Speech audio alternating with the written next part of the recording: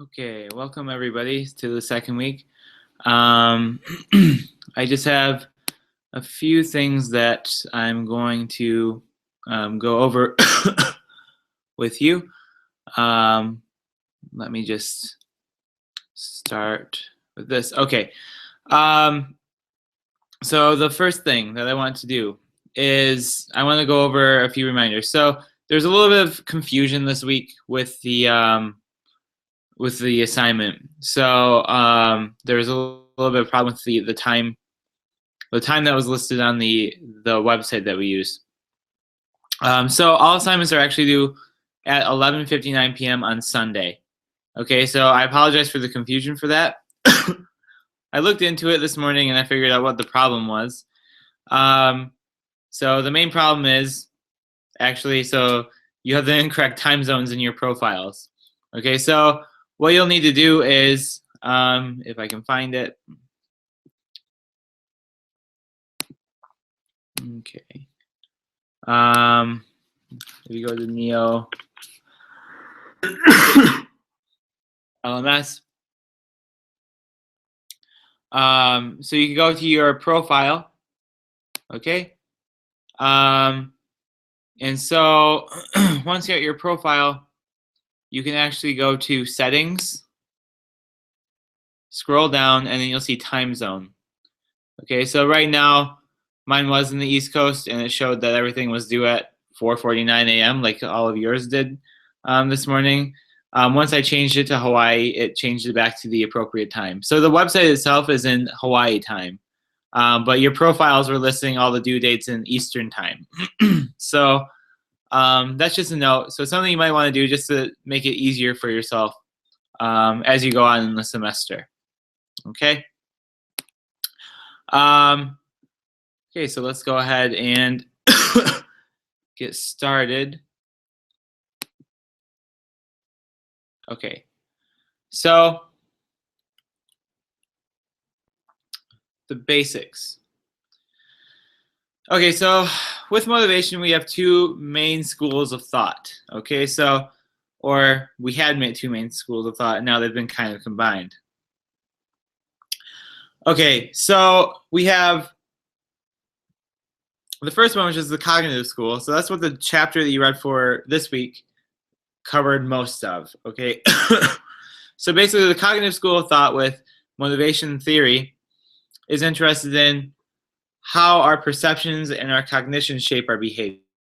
Okay, so how do we perceive things, and how does our brain or our cognitive faculties, how do those take what we perceive and turn them into some sort of new behavior? Okay, so so basically that behavior is the effort or the motivation we put into a task.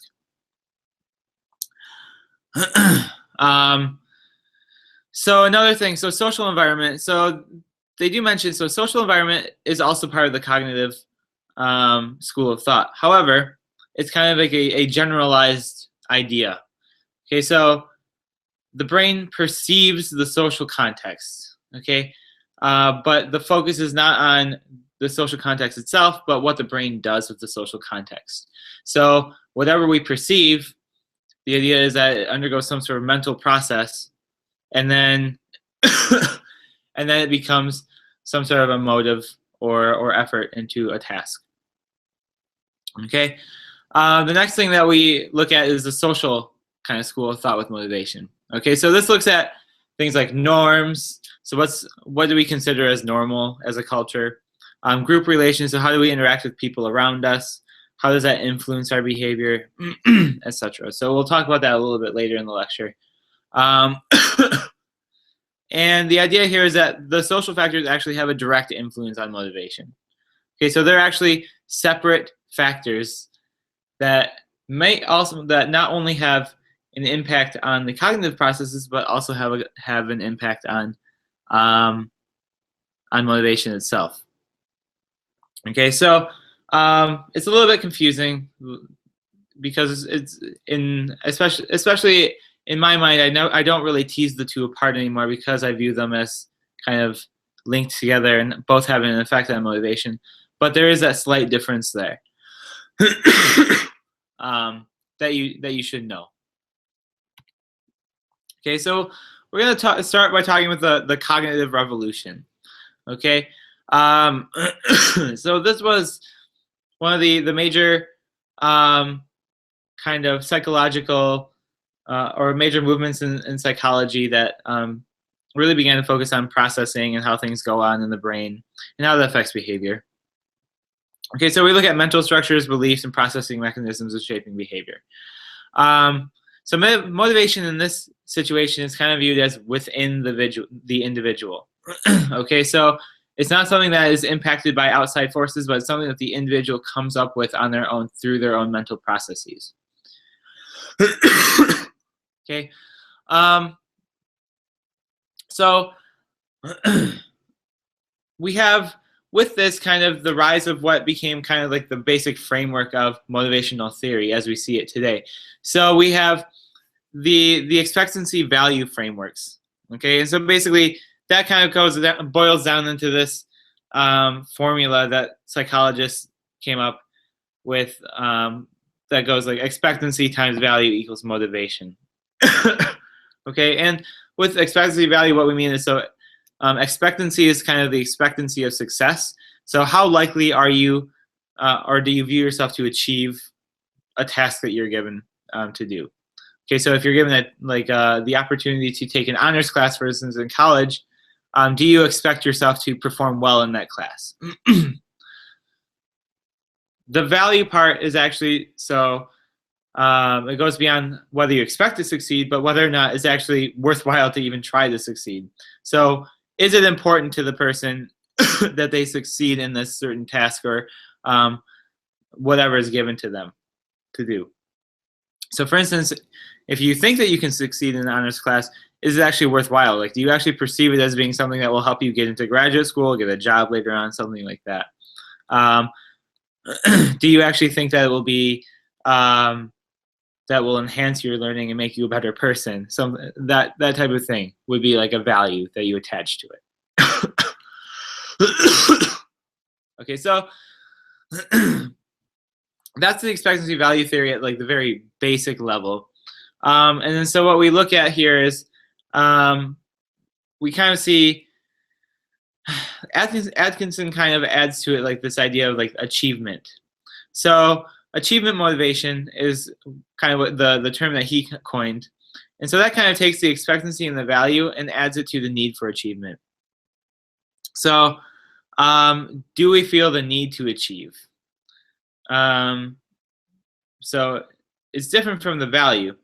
So the value places, so what type of, it kind of looks at the outcome. So what's the outcome of what you do, and do you actually think it's worthwhile to spend that time? The need for achievement is whether or not you feel that you actually need that feeling of success afterwards. Okay, so it's essentially excellence for its own sake. Okay, the other part of this is fear of failure. So achievement motivation, so you have the need for achievement, so whether or not you feel that you need to actually spend time on this task to actually prove that you're successful. It also has the fear of failure. So if you take this task under, or you make an attempt at this task, if you have a high fear of failure, you might actually avoid doing it altogether. If you have a low fear of failure, you will actually take it up and do it. So what we have with expectancy value theory is people have actually spent more time looking at the expectancy half of it than the value half. So this has been the primary focus of early motivation research. It's still probably the most established portion of it. And there are three key aspects that we look at in terms of expectancy of success. Okay, so we have past experiences, judging one's own ability, and maintaining self-esteem. So we're going to look through each of those in a second here. So past experiences. So if we look at past experiences and look at those, we call this attribution theory. Okay, so what we do is we look at our past successes and failures and we try to understand, so what caused those? So this can come in the form of extra studying. So did we put more effort into studying for a test? It could also come in the form of superstition. So did we pet a cat before going out the door and then trip over a shoe and then end up acing a test? And does the person feel they need to do that every time? So you kind of see this outside of education as well. So people who are really like sports fanatics with football, they might have some like a lucky jersey that they wear or something, and they'll be like, oh well, this isn't it's not necessarily their success, but it's their favorite team's success, so they feel that they're contributing to that. So yeah, so we try to understand our past successes and failures, and then we also attach emotions to these attributions. Okay, so these emotions, especially whether or not it leads to success or failure, will kind of help or hinder our future achievement behavior. So if we have very negative emotions, we may actually choose not to attempt the task altogether. If we have very positive emotions, we most likely will. So then if we look at judging capabilities, so this is basically looking at whether or not we believe that we are able to do something. Okay.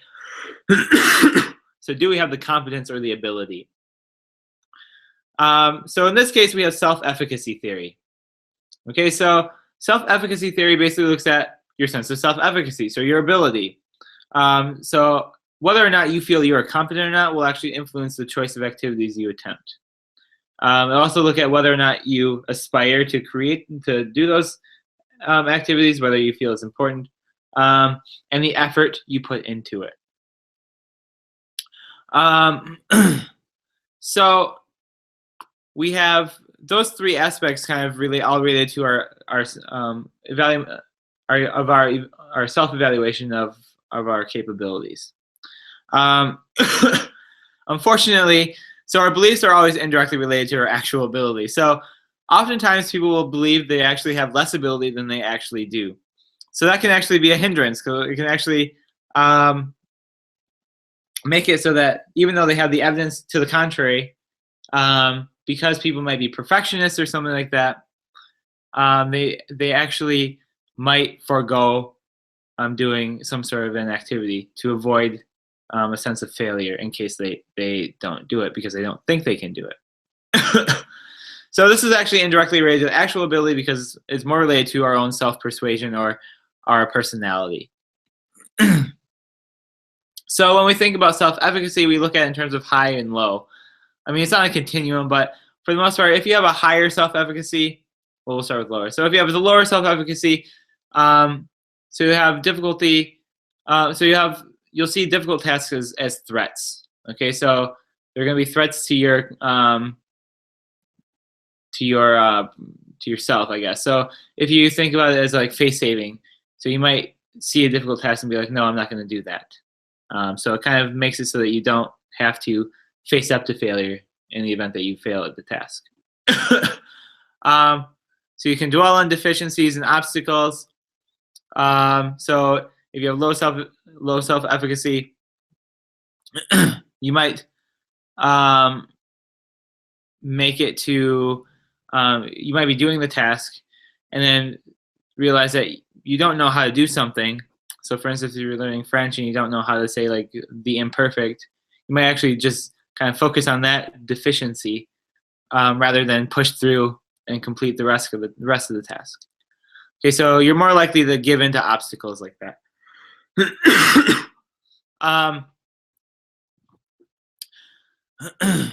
And you're more likely to give up. So you might just actually end up saying, oh, well, never mind. I just give up. I'm not going to do this anymore. So that's the low self-efficacy.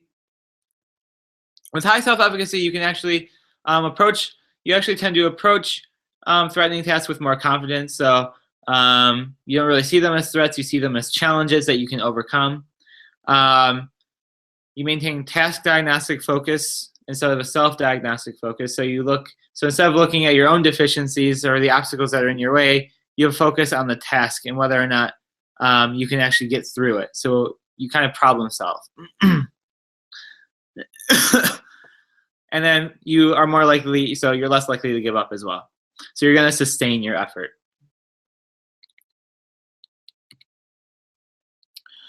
And then the third thing when we talk about expectancy of success, so we look at maintaining self-esteem. So this is self-worth theory. Okay, so generally everybody is going to be motivated to maintain a high level of personal value. Okay, so this is especially true when we're faced with failure or negative feedback. So we want to be able to rise above that. So if we experience failure, we're going to be like, we'll basically be like, no, I have to prove to myself and to others that this is not who I am. I have to be better than that. Okay, so you're constantly struggling to create a sense of self-worth for yourself so that others can see it. And so this results in this face-saving behavior that I showed you before. So self-efficacy theory, if you view yourself as being incapable of doing a certain task, you're going to exhibit face-saving behavior. Okay, so that's going to be avoidance, basically. So you will decide most likely not to do a task because you're afraid that you'll fail, and then it'll just like make you lose some of your self-esteem and make you feel less valuable as a person.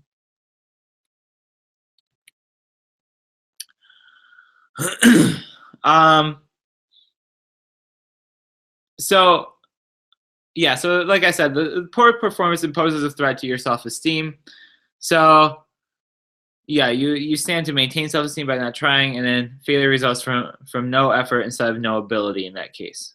Okay, so because you didn't exhibit effort in the activity, people can't say that you're incompetent. They just say, well, you're lazy. So I mean, it's kind of up to the person what they view as being better in that situation. So there's that.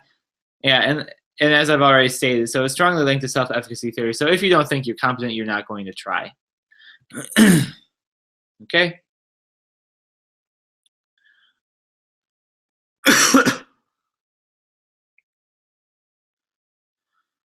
Let's see. So value is less research than expectancy. So different types of values have been theorized. So we have attainment value. So this is kind of the personal importance of mastering a skill or doing well on a task. So whether or not you can actually attain that level of skill mastery. And whether you think that's important to do. So this kind of relates back to the idea of so the basic value of, or the basic idea of value. So whether or not it's actually important. Intrinsic value, so interest and enjoyment in the subject or skill being attempted or studied. So do you actually enjoy it, or do you not enjoy it? So if you're studying say science and you have to take an English class because it's a requirement, and you don't particularly like English, you won't really have much intrinsic value for that class. Extrinsic utility value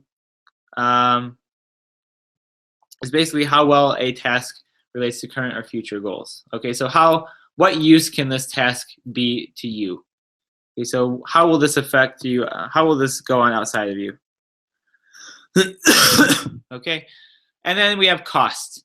Okay, so the other three can actually be positive. So they can actually push you to be more motivated in completing a task. Cost, on the other hand, has a negative value. So this has to do with effort and time that you have to do in order to achieve or master a skill or task. So is it actually going? So you'll look at it, and if it requires a lot of effort or time, more than you can actually afford to put into it, then you're most likely going to be less motivated to complete the task. So if you're coming from, say, having no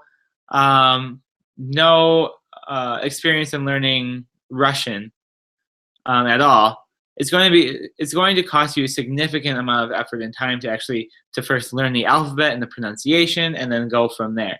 So you might be actually less likely to actually take it upon yourself to learn the language, unless you have a very high intrinsic value in it, most likely. Okay, and then we also have a new emphasis on utility value of a task. Okay, so this kind of has to do with the ability of students to see the instrumental connection between the task and the attainment of personal long-term goals. Okay, um, so basically, this can be seen as something that so when we talk about language learning, or really any type of learning or materials development, we think of an example of this would be authentic materials that in the classroom. So for instance, if you're taking a Japanese class, having authentic materials in the form of radio programs, watching TV episodes, Japanese newspapers that haven't been all materials that haven't been adapted for a learner. So they're materials that you would find um, in the wild, so to say. So they would just be there for native speakers to look at. So these would be things that would help you to see the connection between what you're learning, the task, and then attainment of your personal long-term goal. So in this case, it might be fluency in Japanese. Okay, so with this idea of utility value, we have this idea of goal setting. Okay, so with goal setting comes a whole a slew of other theories in motivation that are related to goals. Okay, so when we talk about expectancy theory, it's kind of like how do we evaluate ourselves. When we talk about value theory, it's how do we view this task in relation to the goals that we have set for ourselves. Okay, so we have three major goal-based theories. So there's goal setting theory, goal orientation theory, and then kind of it's not really a theory, but we have goal content and multiplicity, which is really basic, and I'll talk about it in a couple minutes after the first two. So goal setting theory basically explains the difference in performance of people in relation to their goal attributes. Okay, so what are the characteristics of their goals, and how do these actually affect their performance and motivation overall? Okay, so it's related to expectancy value theory in that commitment is enhanced when it's viewed as possible to achieve the goal, and the goal is important. So expectancy being that it's possible to achieve the goal, and then value being that the goal is important. Okay. So with goal setting theory, we need to make sure that we're setting goals that we view as achievable and important. Okay, and so with key findings in goal setting research, what we have is this. So actually, more difficult goals lead to greater achievement. Okay, so the more difficult your goal is, the more likely you're going to put effort into it, and the more likely you'll achieve. So if it's a very easy goal, you're likely to get bored by it, or not really go very far past it. So you might reach that goal, but then you might quit. So if we talk about you're so say you're learning Arabic and you're like, well, I'm gonna, instead of learning the whole alphabet in a week, which would be possible, you're like, well, I'll learn 2 letters, how to write 2 letters this week. So you might be able to achieve that goal in a week, but it's not very difficult, so it's not going to challenge you, and so you might just kind of give up. You might not be interested in it anymore. Okay. More specific goals are important.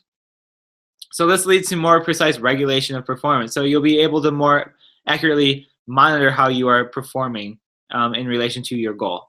Okay, so the more specific it is, the more guidelines there are for you. If it's a very vague goal, then you won't really have a clear path to get to your final destination, kind of. And then when we combine these two together, it leads to the highest performance. Okay, so you want a difficult goal, and you want a very specific goal. So the two of those combined together will lead to very good performance overall. And this actually leads to a situation also where the commitment is actually more important. Okay, so the more difficult the goal is and specific, the more committed you have to be to complete it. So in a sense, you have the more difficult goal and the more specific goal creating motivation in a way, but it's also kind of resulting in a certain amount of cost for the person. So it kind of subtracts from that a little bit. Okay, so remember that value goes, or yeah, so value goes back to the cost. So high commitment is possible when the goal is perceived as important and attainable. Okay, so in order to promote that commitment, it needs to be important. It needs to be perceived as valuable, and it needs to be something that is within reach. Okay. Okay, and then so when we talk about goal setting, um, we'll look at this more later on in the semester because this is actually a very applicable theory. We look at distal goals and proximal goals. So distal goals, you can kind of think of them as far off goals. So say you're starting off in studying French 101 and you want to be fluent in it. Okay, so being fluent in French is going to be pretty far off from your start in 101. So that would be a distal goal. It's kind of like the end all goal that you're trying to get to. So what you need, that's not really an attainable goal in its own. So what you need is a series of attainable goals in between you and that distal goal. So those are the proximal goals. Okay, so these are progress markers like tests and assignments. They can be, and not just in the classroom, but they can be self-tests as well. Okay, so those actually provide you with incentive and feedback towards the completion of distal goals. Okay, so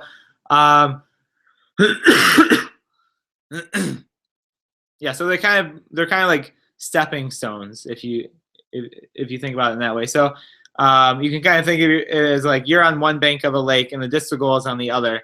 If you just tried to go across the lake without any stepping stones, you'd just kind of fall in the water and potentially drown or something.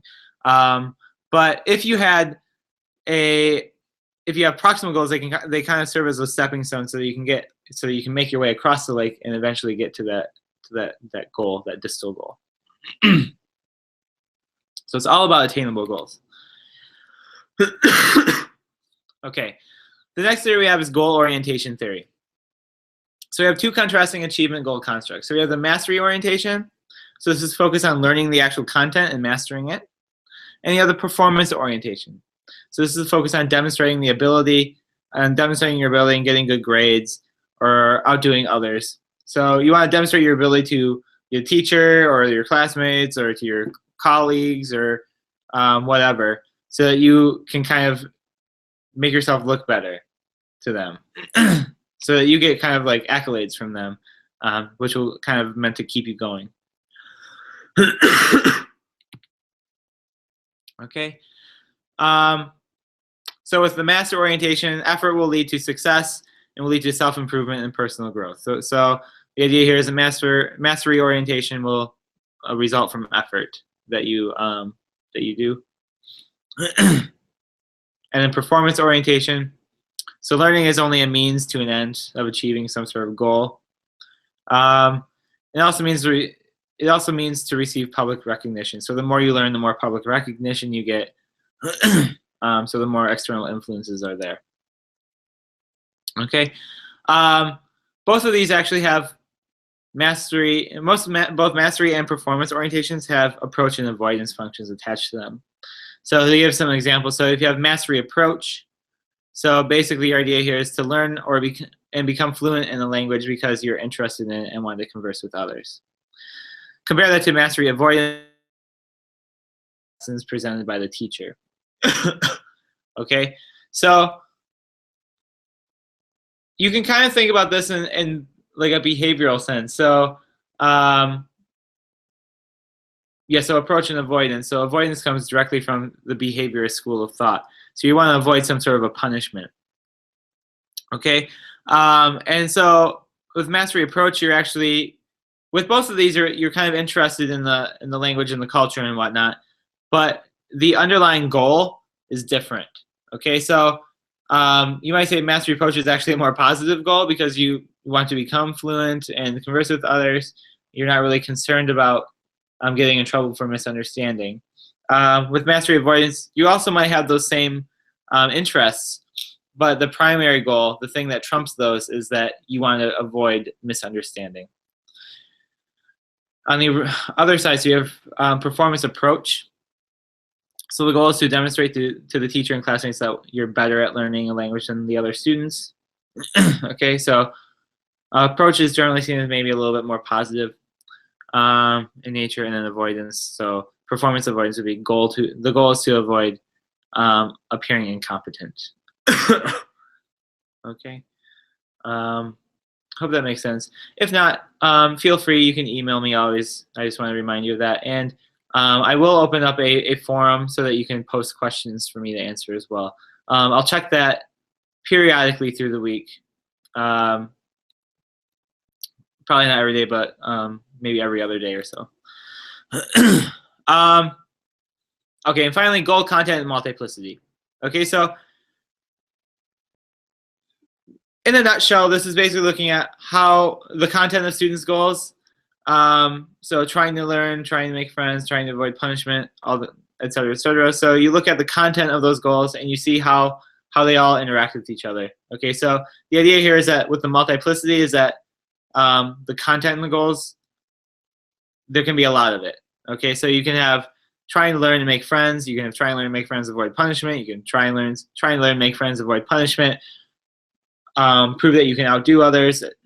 It goes on and on. So your goal can be anywhere from one thing to 10 things, essentially. Okay? So social and academic goals are able to be combined. Simple enough. Okay, so when we take all this into account, we kind of bring it all together in the idea of self-determination theory. Okay, so prior to self-determination theory, we have some of these the ideas of intrinsic and extrinsic motivation. So you probably are all at least somewhat familiar with this. So intrinsic motivation being you enjoy things just for the sake of doing them, and extrinsic motivation is you enjoy it because you might get a reward at the end. Okay.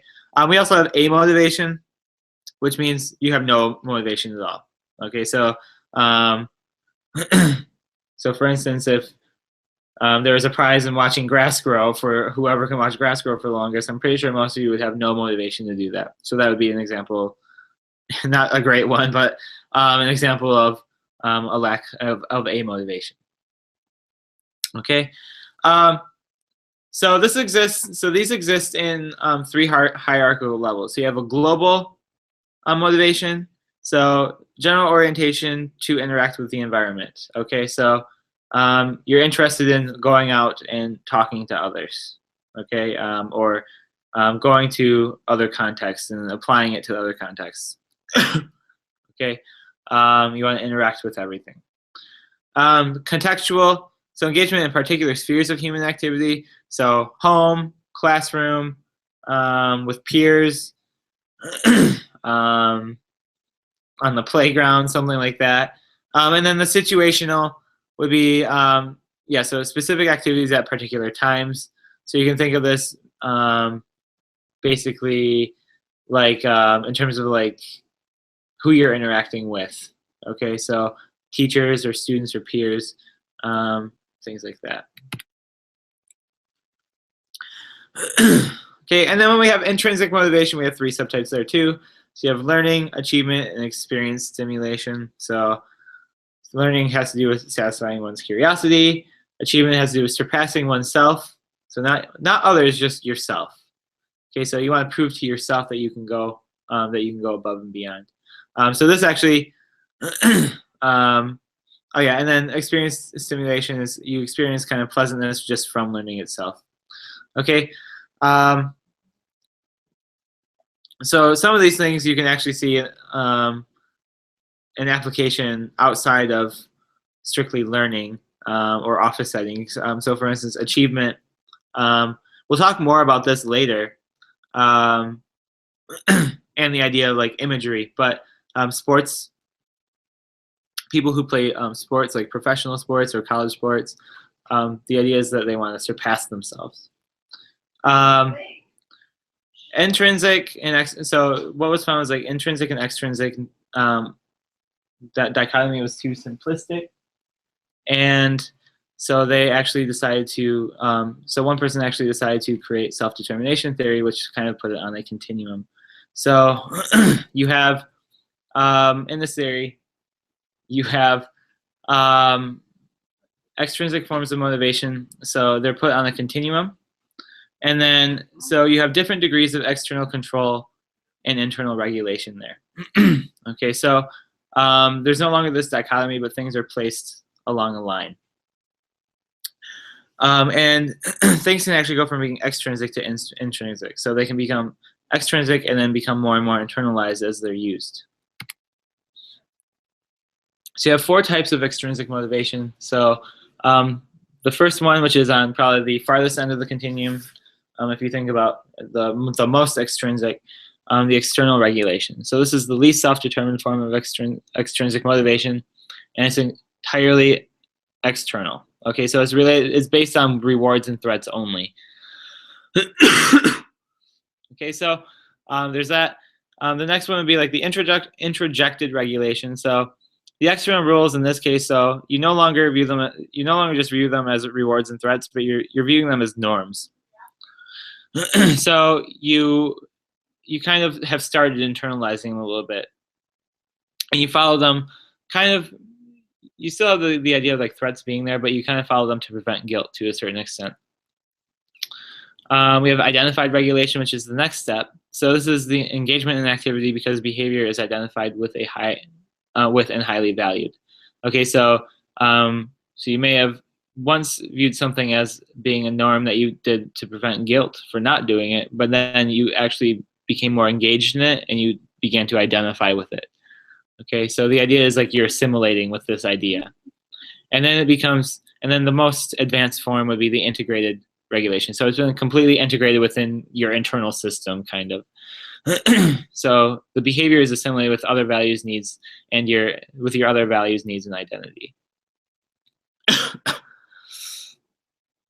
So in a nutshell, this also relates to so like self-determination in the senses is more likely to happen when the basic needs of autonomy, competence, and relatedness are met.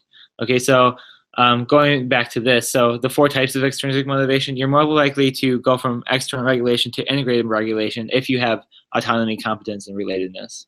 Okay, so autonomy being like you can do things on your own, you're independent. Competence being that you have the ability to do it, and then relatedness being the value or how to use it. So in essence, self-determination theory kind of made it possible to start incorporating more social theory into motivational constructs, and it kind of opened the door finally so that we could actually start looking at social determinants as less generalized and actually separate parts of the motivational system. So researchers have actually started incorporating social and contextual factors as independent factors affecting motivation. So like I said earlier, we've kind of gone into this more social swing now, where people kind of view social and contextual factors as both affecting the cognitive processes, but also motivation directly. Okay, they make motivation contextual, and what that means is that it changes with the context of the learning. So we look at this in terms of two ways. So we look at the instructional context and then the social and cultural influences. Okay, so with the instructional context, we have 3 major areas. So we have tasks and material designs. So we want to create tasks and materials so that they actually stimulate intrinsic motivation and interest in learning.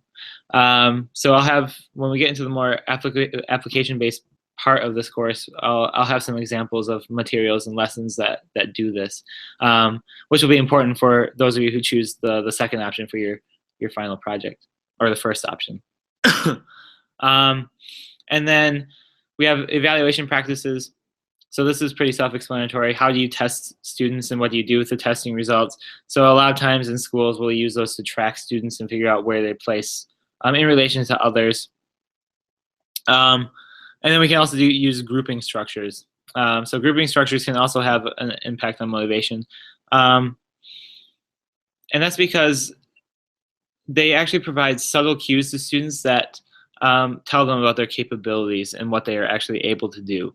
And that's in relation kind of to the other students, so they can see what other students do, and then they can see any of their own deficiencies, which can kind of lead to have a negative impact on their motivation. So when we talk about grouping structures, there are three different types of structures. So you have the competitive structure. So if you're in a competitive structure, the students will be interested in their performance relative to others. We have an individualistic structure. You kind of work on your own to learn and reach your goals. And then you have the cooperative structure, whereas rather than working on your own, everybody in your group structure is working together towards one shared goal. Okay. So when we look at these three structures, we have these types of effects. So we have the competitive effect. So this is excellent for high achievers. It gives them kind of the idea that they can actually do better than others, and it gives them more motivation. But it's awful for low achievers. So the low achievers will see that they cannot do as well as others, and so it'll have a negative effect on their self-esteem and their motivation. So if you have, and then next we have the individualistic and cooperative, which are both pretty positive. So they increase self-efficacy and motivation, but with individualistic grouping structures, not everybody is seeing the same kind of increase. And that's the difference between the cooperative structure, where generally all members of the group have some sort of motivation and self-efficacy increase because they've been working together. Looking at social and cultural influences, these are pretty self-explanatory. So we have teachers. So what do the teachers do? Do the teachers like their jobs? Are the teachers burnt out? Those types of things can have an impact on how the teacher teaches the groups, and then so the teacher might lack motivation, and the students can actually lack motivation too. Peer groups can have an influence, although not always a negative one. So the book actually discusses how often peer groups are painted in the negative light, saying that like they can have a negative impact on other students, whereas research has actually shown that that students actually gravitate towards people who are like themselves. So it's not necessarily peer groups; it's just these are the people they are, and they kind of work together, and they kind of support each other's motivational characteristics. The school ethos, so how the school is run, what type of environment is it, what climate does it have, is it supportive, or is it kind of does it kind of just leave everybody to their own devices? Parents and family, so how the parents and family view whatever you're learning about, for instance. Society and culture, so what value does society and culture place on what you're doing, and how does that either support or conflict with your own views. Okay, so we're getting towards the end. So sociocultural theory and motivation. So this is something that's a little bit newer. So for those of you who aren't familiar with sociocultural theory, so basically in terms of motivation, the main idea behind it is that the higher order cognitive functions that we have are internalized from social interaction with more competent people. So if we have somebody who is outside of our zone of proximal development, so so it's who is not out of our zone of proximal development. So we have our own zone of development, and then we have kind of a zone of proximal development, so where we can expand our abilities to. So if we have somebody who is within that zone, they can help us to reach that new extent of ability. Okay, so we use cultural tools to overcome limitations of each of our minds in this theory. And the idea here is that motivation is actually culturally situated and socially distributed through cultural systems. So the idea is that people will work together to spread or distribute the motivation to others, and work together to get to it. And they'll actually do this by sharing in their own construction of motivational goals, and coming to an understanding of the standards and values related to the motivation. Okay. And finally, so um, all of this we'll talk more about, especially the cultural, so the social stuff we'll talk more about in the next chapter. So I'm kind of rushing through it, but um, the dynamic systems approach. So here's what we have so you might notice, so when you take context as a separate variable where it becomes less generalized and isn't just part of the cognitive processes, it kind of complicates things. So you come into this realization that motivation changes based on the context that you're in. And so how do you account for that? And so the dynamic systems approach actually tries to take this all into account. And it's kind of it's kind of difficult to do studies in this area, but the main idea behind it is that motivation changes with context, and that your motivational system is always in a state of flux. So it's not going to ever remain constant. It will change based on whatever your situation is, because you'll always have different factors coming in and influencing it. So, for instance, you might be super motivated to take your science class in the seventh grade because you have a great teacher, but your eighth grade teacher might not be all that great, or might be, or might not care, and then it kind of it kind of affects your motivational system in a way that makes it so you put forth less effort into your studies in that area. Okay. Okay, so we went over a lot of material in this one, so and I apologize for that. But as the first few weeks here, it's going to be a lot of theory. So something that I think is going to be very important for you is to make sure that you make an outline or make some sort of a chart to kind of differentiate each of these different theories for yourself. Okay, because motivation is a big topic, and there are a lot of different theories associated with it. We're going to cover a lot of them. We haven't even scratched. We're not necessarily really going to scratch the surface, though.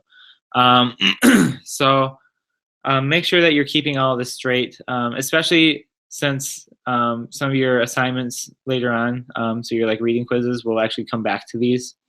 So I want to make sure that you have that down. So for this week, your assignments. So I'm going to post a Google document where you have to sign up for your group presentation for the articles. So the articles will be listed on the side, and there will be 3 people per article. Okay. Also, so make sure that you read chapter 3 in Dornier and Yoshioda. You don't have to read the whole thing. I won't be covering the whole thing in the next lecture, but most of it. Okay. And then participate in discussion number 2 for the week. So I'll be posting that within the next day or so. Okay. So if you have any questions, you can feel free to contact me, and I will answer them as fast as possible. I will warn you that I am in the process of moving. So I am moving from Michigan to Boston now. And so over the next week or 2, I might be slower in answering emails, but I will get to them. So I will have internet access. It might just take me a day to do that. Okay. So I'll leave that there. I hope you guys are all coming along well with the readings and the assignments, and that you are understanding how to use the course system. And I hope that you guys have a good week.